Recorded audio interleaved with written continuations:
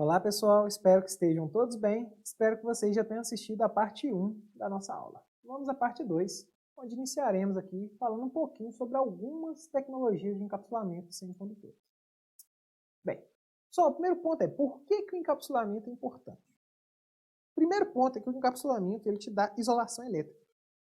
Você vai ter uma isolação elétrica, né, entre o chip, né, e a parte externa. Para manusear esse dispositivo, né, e até durante o funcionamento de um equipamento, é interessante a gente ter essa isolação elétrica.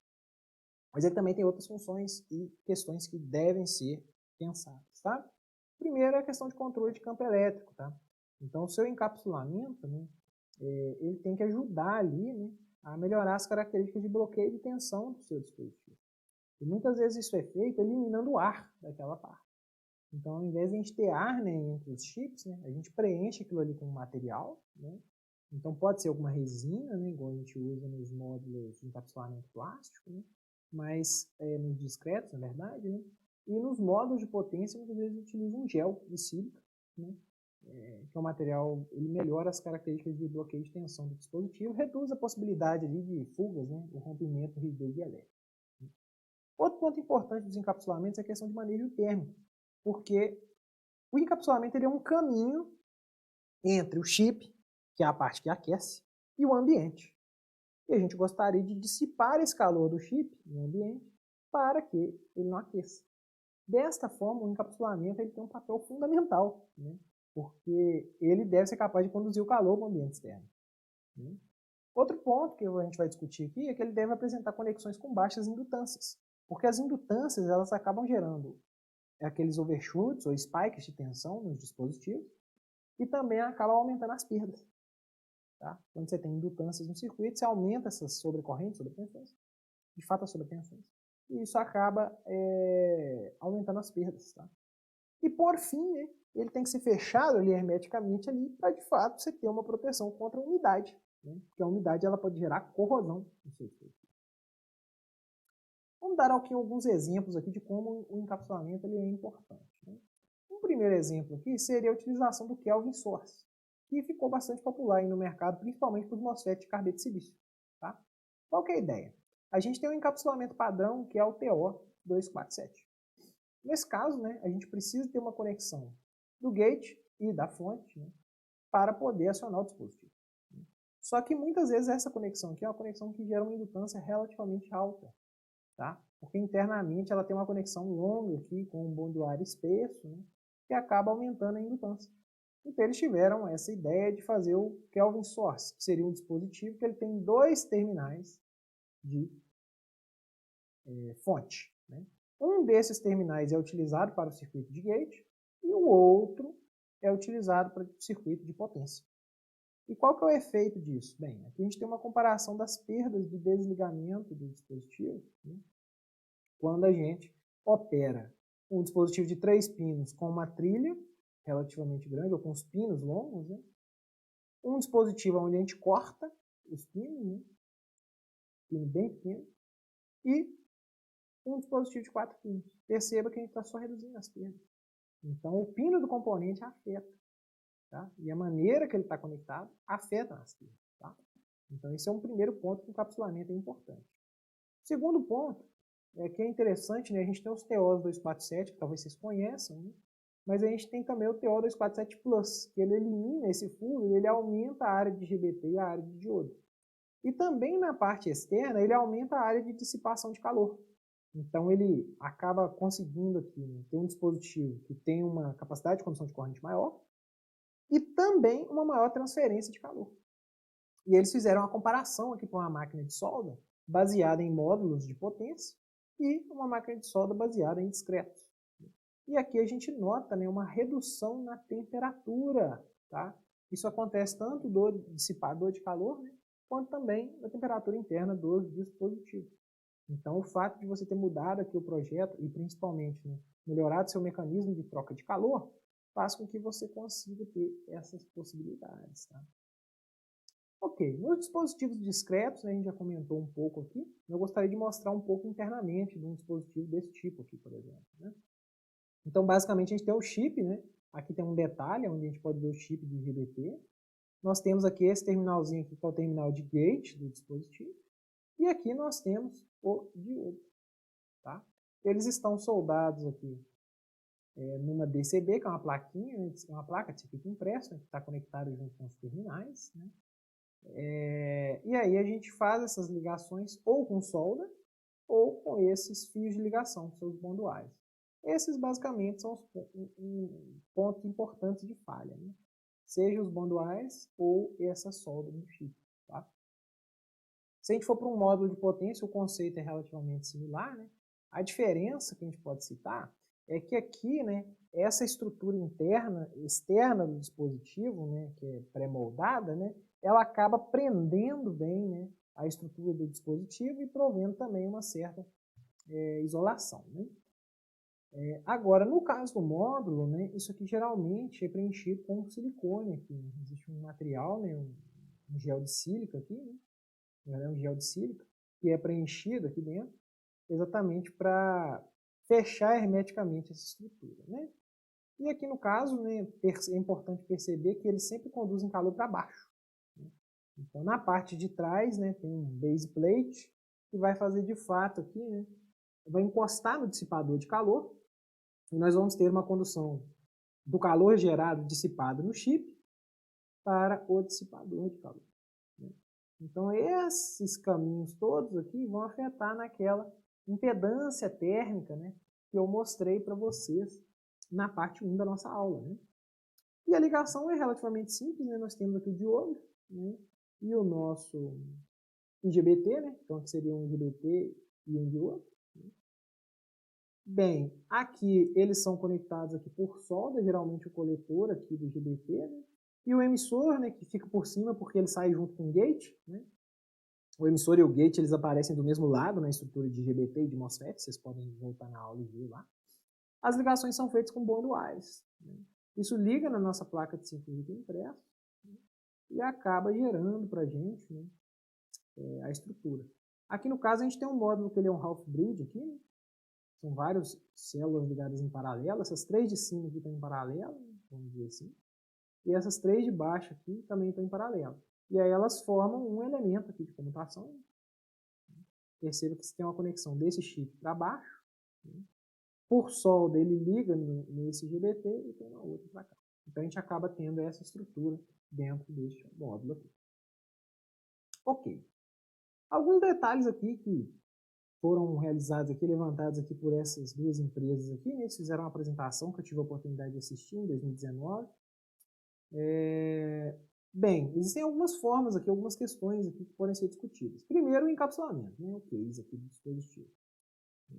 Ele pode ser um case plástico e a gente coloca o silicone, ou ele pode ser pré-moldado, né? Como por exemplo nos discretos. Né?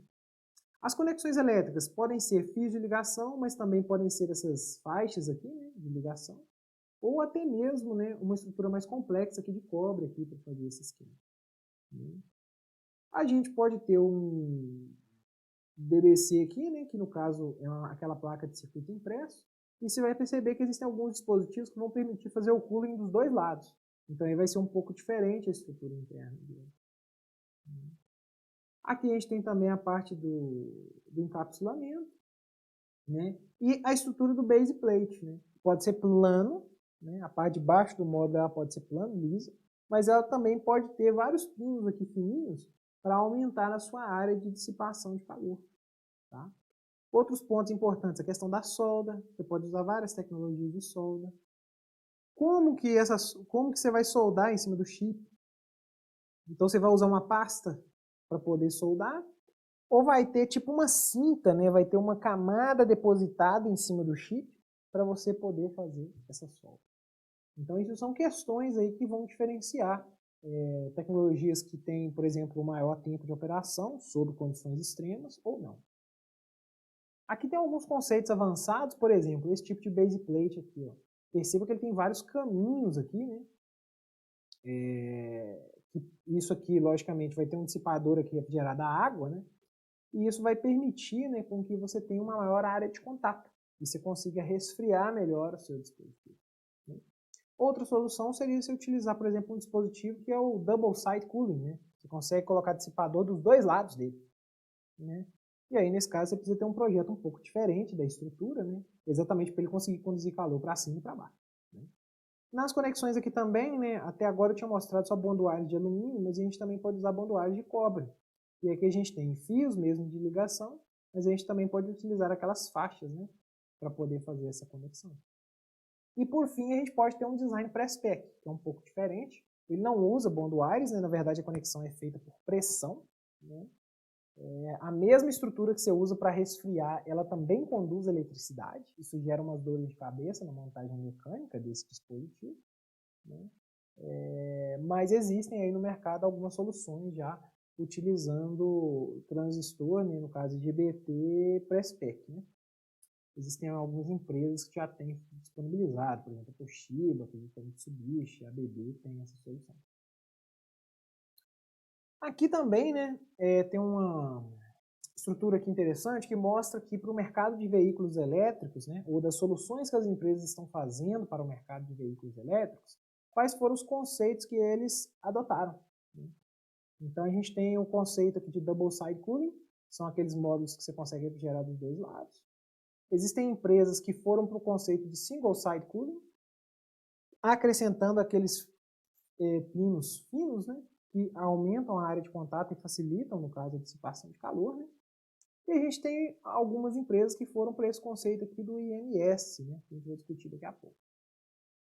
Bem, aqui tem uns dados interessantes que mostram para a gente aqui, para um módulo desse aqui, né, no caso seria um módulo single side cooling, né, ele refrigera só por um lado, né, da Infineon, né, qual seria a divisão de custos de um módulo desse aqui, tá?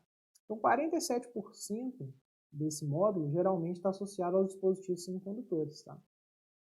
O substrato e dissipadores vão ser mais 36%. A parte de conexões e montagem vão somar ali 14%. E depois tem a parte dos testes e das perdas do dispositivo, né? Esse módulo é um módulo que usa o conceito de pino fino, né? E basicamente a gente consegue ver um corte aqui, né, desse módulo para a gente poder ver, né, que de fato a estrutura dele aqui apresenta essas ondulações, né, que vão aumentar a área de contato, né, quando passar um fluido ali. Se a gente pegar um double side cooling agora, né, é um conceito um pouco diferente, algumas outras empresas foram para ele, mas a metade aqui é semicondutor, ok? Uns 15% de conexão, um pouco mais, as conexões são um pouco mais complexas, né, não padrão, né? E a gente tem um custo de montagem, né? Porque a gente tem que pensar que o dispositivo vai ter dissipadores dos dois lados, então é um pouco mais difícil fazer o projeto mecânico dessa estrutura. Mas algumas empresas adotaram essa solução. E aqui a gente tem uma abordagem que é aquela IMS, né, que algumas empresas foram, e na verdade esse IMS é um Insulated Metal Substrate.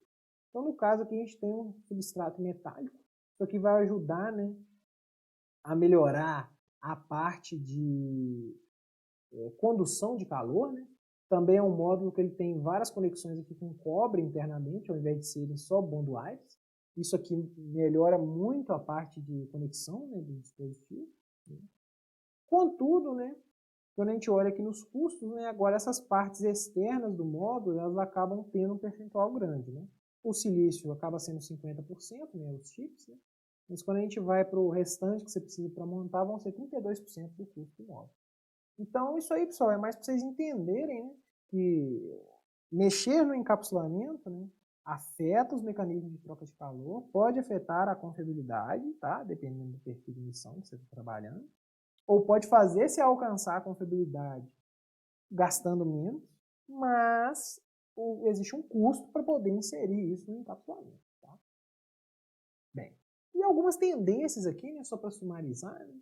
Então aqui tem algumas questões, né, que primeiro, o bond wire de alumínio, né, vamos dizer que ele é o padrão, mas a gente pode pensar em outras soluções, né, por exemplo, o bond wire de cobre, né. A gente tem a parte dos encapsulamentos, que os módulos, muitos deles estavam pensando, né, no silicone gel, né, mas eles podem ir, por exemplo, para encapsulamento de epóxi ali, de resina epóxi, né, e tentar trabalhar ali com temperaturas talvez maiores, né. A parte da solda, né? Então o chip vai ser soldado direto ali, vai ter algum material de interface, eu vou colocar uma cinta em cima do chip, isso também afeta a performance, a gente vai ver daqui a pouco, né? Como que esse módulo é colocado em cima do dissipador? Vai ter base plate? Não vai ter base plate? Então é uma questão interessante. As conexões internas, né? Vai depender se vai ser feita com DBC ou se vai ter que é a placa de circuito impresso, né?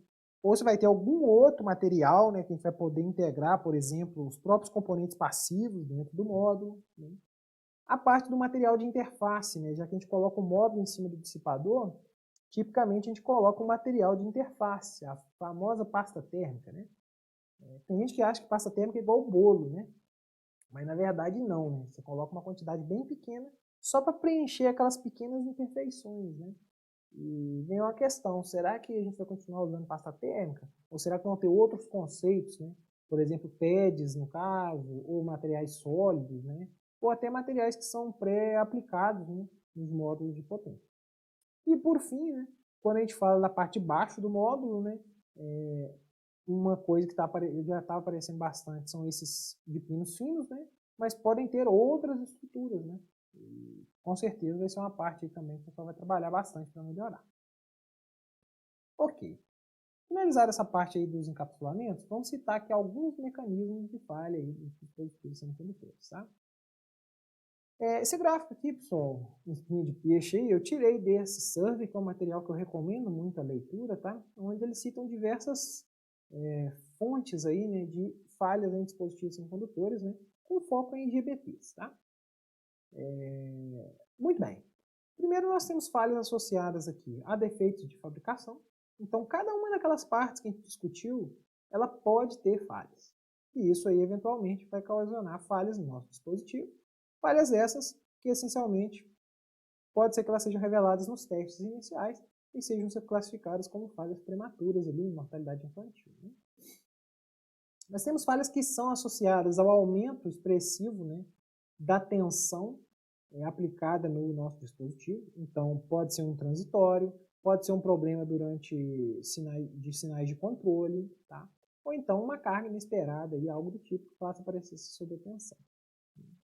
A gente pode ter problemas de sobretensão no circuit gate, então isso pode ser eventos externos, isso pode ser problemas associados ao circuit gate driver, que não está funcionando corretamente, ou você pode ter alguma oscilação. Então, um exemplo, né, alguns dispositivos, eles têm uma característica de ter oscilação no circuit gate durante o curto-circuito.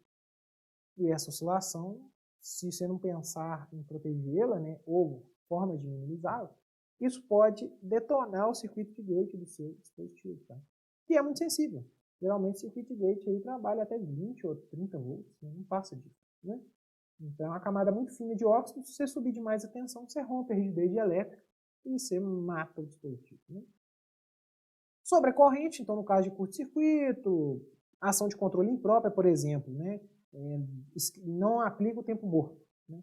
Então quando você tem dois interruptores, né, ligados em um barramento CC, é muito comum usar o tempo morto para evitar que isso gere um curto-circuito, um barramento. Mas pode acontecer, né, de ter algum problema nesse circuito que gera tempo morto, e você pode ter essa sobrecorrente, né? A gente também tem questões associadas térmicas, tá? Que pode ser falhas no ciclo de refrigeração, problema no packaging, ou seja, o encapsulamento ele degrada e o mecanismo de transferência de calor se torna menos eficiente. Por exemplo, a solda do chip começa a quebrar. Isso vai piorar seu contato elétrico, mas também vai piorar a questão térmica. Você não vai conseguir conduzir tanto calor quanto você conduzia antes. E isso vai acabar, eventualmente, gerando um aumento da temperatura do seu dispositivo. E a gente também tem a parte de corrosão, tá? Então essa corrosão muitas vezes ela está associada à umidade. Então a umidade entra no módulo e acaba gerando reações ali de oxi-redução, né? E você acaba tendo a corrosão dos nossos contatos, né? E piorando ali o funcionamento do dispositivo. Ok. Aqui tem alguns modos de falha que a gente pode citar, né? Então, o primeiro modo de falha, né, é você ter uma sobretensão no gate. Isso aí vai gerar, né, a quebra ali, né, do óxido, né, da rigidez elétrica do óxido, e basicamente o seu dispositivo não vai conseguir ser acionado mais, né? A gente pode ter uma sobretensão, que pode estar associada ali a transitórios mesmo no seu circuito, né, ou um rompimento de alguma conexão do circuito. Sobrecorrentes, essa é mais fácil de entender, né, um curto-circuito, um problema com tempo morto. E tem também a questão dos raios cósmicos, que daqui a pouco eu vou comentar um pouco mais a respeito, tá bom? A gente também tem falhas aqui, né, que não estão associadas a estresse, né, sobrecarga, né, no caso, mas também ao envelhecimento. Então a gente tem reações eletroquímicas, tá? E tudo isso aqui vai acabar também causando falhas, tá? Quando a gente fala a nível de encapsulamento, a gente pode falar também de estresses, né? Por exemplo, choque mecânico, o móvel caiu no chão. Ou ele está trabalhando numa estrutura, num trator, né? E esse trator vai vibrar muito, isso pode eventualmente causar quebra das conexões. A gente também pode ter a parte de choque térmico, dependendo da situação, né? Se está num ambiente muito quente ou muito frio, né? A gente também pode ter efeitos aqui associados aqui à avalanche térmica. A avalanche térmica geralmente vai acontecer quando a gente trabalha com dispositivo, tenta comutar correntes muito grandes, em tempos muito curtos, né? Isso acaba fazendo com que a gente tenha esse fenômeno, tá? Posso até postar um vídeo para vocês depois, né, na playlist eletrônica de potência, que eu falo bastante sobre a avalanche térmica, na aula de MOSFETs e na aula de GBT. Ok. E por fim, a gente tem, na parte de envelhecimento, nós temos a fatiga ali termomecânica, está associada ao fato de a gente ter materiais com coeficiente de dilatação diferente. Na hora que esse negócio esquenta, isso gera tensões ali no nosso dispositivo, que eventualmente pode causar quebra dos bonduais ou das soldas do chip, né? E também a gente pode ter uma degradação associada à isolação, né? À medida que vai passando o tempo, você vai perdendo ali a capacidade de isolação do seu módulo, né? Vai acabar reduzindo a tensão de bloqueio ou até mesmo permitir que a umidade entre lá dentro, né? Ok, só falando um pouco dos raios cósmicos, né, deixa eu discutir aqui, né? Isso aí foi um fenômeno que começou a ser descoberto aí por volta da década de 90, tá? Quando muitos inversores eles começaram a falhar, tá? E eles identificaram, né, que os raios cósmicos, que eles são provenientes aí da atmosfera, né, quando eles atingem, né, uma junção semicondutora, ou eles atingem a atmosfera, né, e os produtos dessa colisão dos raios cósmicos com a atmosfera atingem uma junção semicondutora, eventualmente ela pode ocasionar uma avalanche. Então ela entrega energia para aqueles elementos que pode causar uma avalanche, né? E por este motivo, né, começou a se investigar, né, o que acelera esse tipo de falha por raios cósmicos, tá? E observou-se que existem duas variáveis que influenciam bastante, tá? A primeira variável é a tensão de bloqueio e a segunda variável é a altitude, tá? A dependência com a altitude está associada ao fato que quanto mais alto o dispositivo opera, né, maior a incidência de raios cósmicos. A gente tem menos atmosfera para poder filtrar isso para a gente, né? Já a tensão de bloqueio, ela aumenta essa taxa de falha por raios cósmicos, porque você vai ter mais campo elétrico dentro do seu dispositivo. Então, uma menor parcela de energia entregue por essa radiação a um portador, ele vai ser acelerado por um campo elétrico relativamente alto, né? Então, trabalhar com a tensão de bloqueio muito próxima do limite, aumenta muito a taxa de falhas por raios cósmicos, tá? E existe também uma dependência com a temperatura, né? Na verdade, quando a temperatura aumenta, né, a taxa de falha reduz, porque existe um efeito do aumento da rigidez elétrica ali do silício quando a gente aumenta a temperatura, tá? Então, isso faz com que a temperatura aumentando torne menos provável você ter essa falha, tá? Mas como a temperatura tem um limite, né, a grande questão é, para manter as falhas controladas, geralmente o fabricante limita a tensão máxima que seu dispositivo vai trabalhar, tá? Essa limitação aí para GBTs, ela pode variar em torno de 50% e até 70%, tá? Mas vai depender um pouco da localidade, logicamente, da altitude que vai trabalhar e da tecnologia do dispositivo, tá? Ok. Aqui a gente tem alguns exemplos de falhas que são causadas aqui em dispositivos, por exemplo, por sobretensão, por sobrecorrente, excesso de temperatura. A gente consegue ver aqui o derretimento aqui, né, da parte aqui do chip, da metalização, né? A gente tem uma parte aqui das quebras aqui naquela placa de circuito impresso que nós temos no nosso dispositivo. A gente pode ter formação aqui de bolhas por eventualmente ali uma corrosão, né? A gente tem aqui a parte aqui das conexões que elas podem quebrar ou cortar por vibração e por aí vai, Então, são essas algumas dos mecanismos aí, né? Aqui falhando demais, mostrando mais alguns tipos de falha, né? A gente teria, por exemplo, nos bondoares. Existem alguns tipos, né? Por exemplo, o bondoar ele pode levantar, ele pode simplesmente quebrar nas dobras dele, ou ele pode ter uma trinca, né? A metalização do chip, né? Ela pode ter uma degradação com o tempo. A solda embaixo do chip, né? À medida que a gente vai tendo estresse térmico, né? Essa área ele vai reduzindo, então você vai tendo menos capacidade de conduzir calor e também corrente elétrica, né?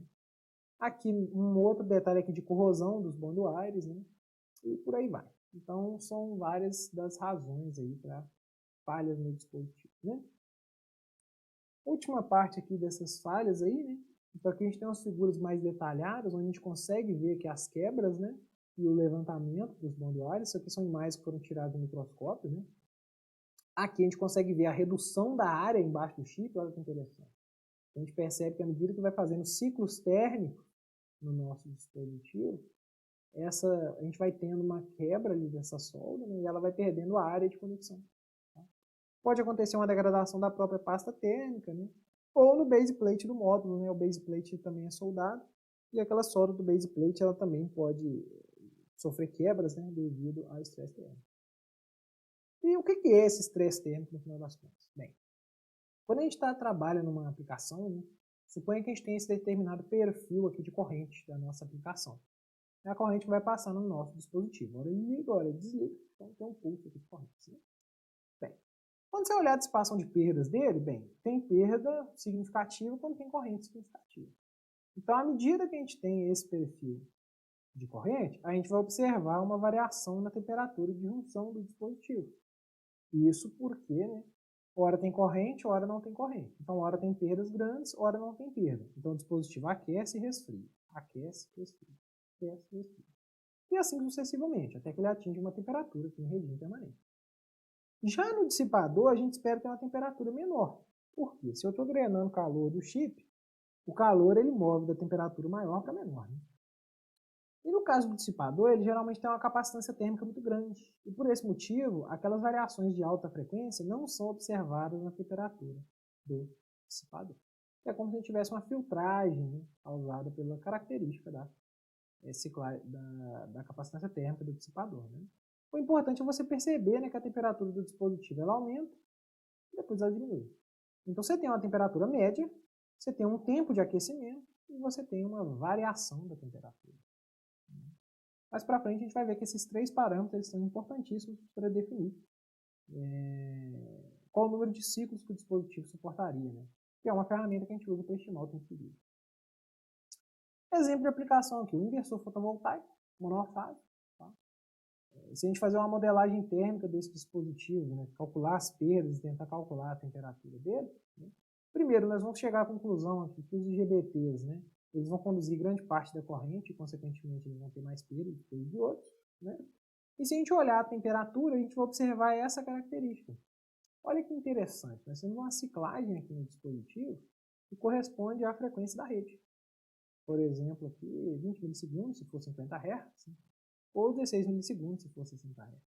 E isso acontece porque o inversor ele opera primeiro utilizando esses dois dispositivos, depois ele opera esses dois e depois ele acaba operando o S2 e S3. Ou seja, o S1 e o S4 estão descansando. Isso faz com que nós tenhamos, a gente vai observar aqui, primeiro um aquecimento e depois uma redução da temperatura. Porque essas perdas aqui elas são médias. Mas, na verdade, a perda instantânea ela é um pouco diferente. Ela tem uma forma de onda e é o que vai resultar nessa variação de temperatura nesse dispositivo. Ok. E como que a gente vai testar, então, a vida útil do componente? Né? Só aqui mostrar um pouquinho para vocês como isso é feito, né? Só para dar um gostinho. E depois a gente vai ter uma aula só de obtenção de modelos de vida útil. Né? Basicamente, o que é feito, a gente submete o nosso dispositivo, né, a condições de teste. Um determinado tempo de aquecimento, uma determinada temperatura média e uma determinada variação de temperatura. Como você faz isso? Você aplica um pulso de corrente no dispositivo. Você aplica um pulso de corrente, ele esquenta. Chegou na temperatura, você tira o pulso de corrente e ele esfria. Na hora que ele atingiu a temperatura mínima, você aplica o pulso de corrente de novo. Então você repete isso por centenas de milhares de vezes. E o que você vai observar? Bem, os mecanismos de degradação que a gente percebeu, eles mostram que o dispositivo semicondutor, à medida que ele vai ciclando termicamente, ele vai perdendo conexão elétrica, ou porque os bondoares quebraram ou levantaram, ou porque a solda do chip sofreu algum dano. Então, tem um efeito elétrico e também tem um efeito térmico. Então, para fazer o teste de vida útil desses dispositivos, eles geralmente monitoram a queda de tensão do dispositivo, diretamente polarizado, e a resistência térmica. E à medida que você for realizando esses testes e for estressando esses elementos do módulo, a gente espera que aconteça a degradação e que a queda de tensão aumente, porque a conexão elétrica está piorando, e a resistência térmica também aumente, porque a conexão térmica está piorando. Logicamente, se a gente conseguir projetar um teste que afeta mais os bondoares, provavelmente e não afeta a solda do chip, a gente vai conseguir observar só um aumento na tensão direta do dispositivo. Por outro lado, se você conseguir uma condição em que você estressa mais a solda do chip, mas não estressa os bondoares, você vai conseguir observar um aumento da resistência térmica. Tá? Então aqui a gente tem um exemplo de resultados experimentais de testes desses de durabilidade, para obtenção de modelo de vida útil, na verdade, de IGBTs comerciais, foi feito aqui nesse artigo. Então aqui nós temos 6 amostras, e você nota que à medida que você vai ciclando o dispositivo, o número de ciclos vai aumentando, a gente vai aumentando a queda de tensão do nosso dispositivo. Tá? Perceba que os dispositivos eles não operam exatamente da mesma forma. Por quê? Porque os IGBTs eles não são idênticos, assim como nós não somos idênticos. Então, a gente espera que alguns vão ser mais fracos e outros vão ser mais fortes. E alguns vão durar um pouco mais e outros menos. Para depois fazer um modelo de vida útil, a gente vai ter que utilizar um pouco de estatística, tá? Para poder definir qual que seria a expectativa de número de ciclos até a falha. É interessante perceber que nesse teste eles conseguiram isolar bem o efeito dos bondoares em relação ao efeito na solda do chip. Por quê? A gente não observa um aumento tão expressivo na resistência térmica, mas a gente observa um aumento bem expressivo na queda de tensão diretamente polarizada no dispositivo. Isso aqui, na verdade, a gente mede a tensão diretamente polarizada, e nesse caso eles colocam um medidor de temperatura, tanto aqui no encapsulamento do dispositivo, quanto na junção. E aí, sabendo essas diferenças de temperatura e as perdas, você consegue calcular a resistência térmica. Então, assim que é feito esse teste. Aqui tem um resultado legal também de um outro artigo, que mostra o efeito do encapsulamento desses dispositivos discretos no número de ciclos até a falha deles. E olha que interessante, aqui tem um teste feito com um dispositivo fechado e um outro dispositivo que a gente está vendo ele aqui, que na verdade eles corroeram esse encapsulamento com um ácido aqui, exatamente para verificar se o fato de a gente ter aquele encapsulamento aumenta, no caso, o número de ciclos até a falha do dispositivo. E na verdade foi verificado que sim, que existe um aumento expressivo no número de ciclos até a falha quando você tem o encapsulamento tão bom quanto novo, Isso é uma característica interessante dos dispositivos discretos. Nos módulos isso não acontece geralmente porque nos módulos a gente coloca o gel, Então você não tem uma estrutura pré-moldada que fixa, que prende os bondoares ali no chip. Já no caso desse dispositivo, dessa solução de encapsulamento, a gente tem. Tanto que o pessoal costuma dizer que os discretos eles são um pouco mais confiáveis, ou eles têm uma expectativa de vida maior do que os módulos. Mas, logicamente, os discretos eles estão limitados em corrente. Então, existe essa questão. Chega uma hora que não tem jeito, você tem que ir para módulo. Ok. Para fechar aqui, eu queria apresentar para vocês aqui alguns conceitos avançados, só para vocês perceberem o impacto do encapsulamento na melhoria da confiabilidade do dispositivo. Então, esse aqui é um material que eu retirei de uma apresentação da Danfoss, Silicon Power. Tá? E eles comentam questões importantes aqui. Primeiro, que quando a gente tem a utilização de bondoares de alumínio, a gente tem a questão da degradação da solda, mas também tem a degradação dos bondoares. Na parte aqui da refrigeração, a gente pensar que naquela tecnologia de pinos finos é importante, né, para a gente poder ter, né, uma variação, né, um controle melhor da temperatura, mas isso gera uma queda de pressão, né, porque quando você faz uma ventilação natural, se tem mais forçada, se tem mais obstáculos, né, você vai ter um efeito de queda de pressão que piora a sua troca de calor. E também você vai ter um gradiente aqui de temperatura no dispositivo, né? E quando a gente vai para esse encapsulamento padrão, aqui com gel e tudo mais, né, ele acaba tendo a necessidade de potência moderada, tem o problema da vibração, porque o gel ele não firma ali os bond wires, né, e limita a integração do dispositivo. Então eles tentaram ir para um conceito um pouco diferente, tá? Melhorar a questão do bond wire, utilizar materiais diferentes e até geometrias diferentes, né?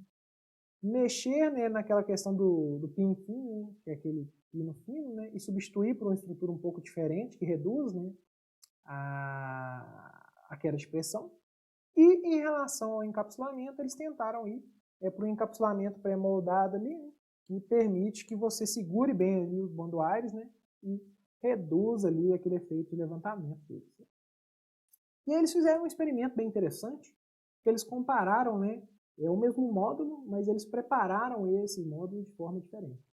Então, no primeiro, né, eles consideraram o chip, e aí eles soldaram os bond wires com alumínio, o bond wire de alumínio, e efetuaram a solda.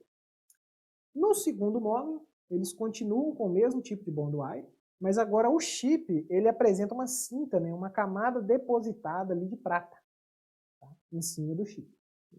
A ideia dessa camada é melhorar ali a característica de conexão e principalmente reduzir o estresse termomecânico.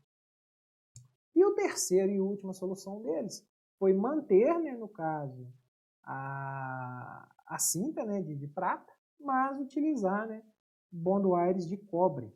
Tá bom? E aí eles fizeram testes, né, considerando a variação de temperatura ali de 130 graus, né, aqui até os tempos e a temperatura média que eles usaram, né, e fizeram testes, né, no caso aqui, em 6 dispositivos do primeiro tipo e 8 para o segundo e terceiro tipo. E o que eles avaliaram? Né? Aquele aumento da queda de tensão e o aumento da resistência térmica dos dispositivos para poder encontrar o tempo de vida. Né? E aqui a gente tem os resultados. Tá? E o que é interessante a gente perceber? Quando a gente caminha da tecnologia que o bond wire de alumínio ele é meramente soldado para a tecnologia com bond wire de cobre, a gente observa um aumento expressivo do número de ciclos até a falha do dispositivo. Tá? Isso aí mostra para a gente que fazer aquela melhoria dentro do dispositivo faz com que o sistema como um todo, né, no caso o nosso transistor ali, né, ele seja mais robusto, né, a aplicações onde a gente tem esse grande número de ciclos térmicos, né, intensos, né, por exemplo, uma aplicação de tração. Né. Então, é importante a gente perceber isso. Quando a gente muda a tecnologia interna, a gente pode sim melhorar, né, aumentar o número de ciclos até a falha do nosso dispositivo, né, e isso tem um impacto positivo na confiabilidade. Tá? Então, é bem interessante perceber isso. Eu queria finalizar a aula aqui com algumas questões importantes que a gente tem que refletir. Né? Primeiro, né, como desacoplar os efeitos de diferentes estresses, né? Então, esse é um primeiro desafio desse levantamento desses modelos de vida útil.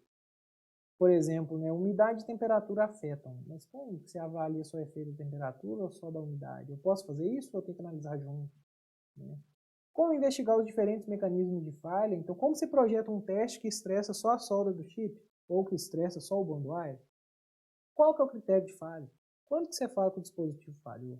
Então, nesses testes ali que eu apresentei para vocês, ele considera aproximadamente um aumento de 5% na queda de tensão direta do dispositivo. Né? Se você tenta comparar com alguém que usou um critério de falha diferente, você não vai conseguir concluir nada. Né? E principalmente, quantas amostras devem ser testadas? Então, por exemplo, nesse caso aqui, houve um teste aqui de 6, 8 e 8 amostras. Isso seria suficiente para tirar conclusões ou a gente precisaria de mais amostras para conseguir ter uma conclusão estatisticamente respaldada, né? Então são algumas questões importantes aí que a gente espera ir discutindo aí ao longo da disciplina. Neste ponto, pessoal, gostaria de agradecer a atenção de vocês e até nosso próximo vídeo.